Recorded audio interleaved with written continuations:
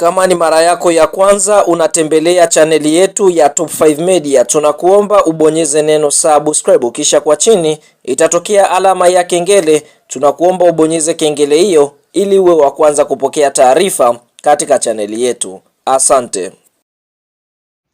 Mchezo mkubwa wa ligi kuu ya NBC, mechi ya mzunguko wa 30, mzunguko wa mwisho ambao tumetoka kutazama siku ya leo kutokea Mwenge jijini Dar es Salaam, ni mtanange ambao umeikutanisha klabu ya soka ya Simba Sports Club dhidi ya kikosi cha timu ya soka ya KMC wenye uwanja. Lakini kwa mujibu wa kanuni, Simba ndio walokuwa wenyeji wa mchezo huo, lakini kwa sasa tunaona wanatumia uwanja wa KMC kama uwanja wa nyumbani. Fahamu mchezo huo umeweza kumalizika mara baada ya klabu ya soka ya Simba kuweza kuondoka na alama 3 mbele ya kikosi cha timu ya soka ya KMC. Licha ya kupata alama 3, basi Simba wameshindwa kutoa ubingwa mbele ya kikosi cha timu ya soka ya Yanga ambao wameweza kuandika historia kuweza kutoa ubingwa kwa mara ya 5 mfululizo, kwa sababu tunashuhudia Simba katika mchezo dhidi ya KMC kipindi cha kwanza waliweza kutoshana nguvu ya sare ya 0-0. Katika kipindi cha pili klabu ya soka ya Simba wakarudi na kuanza kulisakama lango la klabu ya soka ya KMC, na ndipo katika dakika ya 54 klabu ya soka ya Simba waliweza kupata mkwaju wa penati,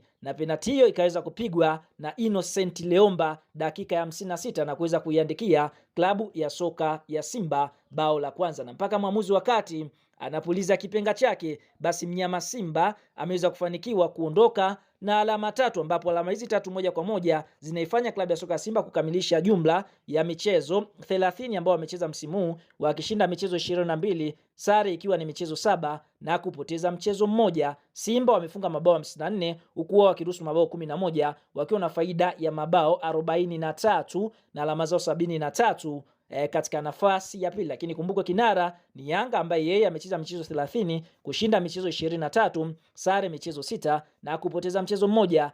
Yanga wamefunga mabao 71 na kuruhusu mabao 9, wakiwa na alama 75, na Yanga wameweza kufanikiwa kutoa ubingwa wa ligi kuu ya NBC licha ya mnyama Simba kuweza kupambana hadi dakika ya mwisho, hadi tone la mwisho. Lakini ndio hivyo, bahati msimu haijadondokea kwao, imeweza kudondokea kwa watani wao jadi. Lakini Simba sasa ni Simba moto ambayo imeweza kutengenezwa. Kwa sasa Simba wanasubiria mchezo wa fainali wa kombe la FA ama CRDB Bank Federation Cup, mchezo ambao utachezwa tarehe 4 pale visiwani Zanzibari dhidi ya Azam. Kama watafanikiwa kutoa kombe hilo, basi itakuwa ni kombe pekee ambalo Simba wameweza kulitoa la kimashindano hapa ndani ya msimu, na ni kombe ambalo linaweza kuwapa heshima na kuwapa confidence kuelekea katika msimu ujao. Bwana, kama ni mshabiki wa Simba umeweza kufurahishwa na kiwango ambacho Simba wameweza kukionyesha msimu chini ya kocha Steve Barker, like video yetu, alafu tuambie kuelekea msimu ujao, je, klabu ya soka ya Simba Sports Club waboreshe maeneo gani ili waweze kurudi na kuwa bora kama Simba ile ya kina Mixon,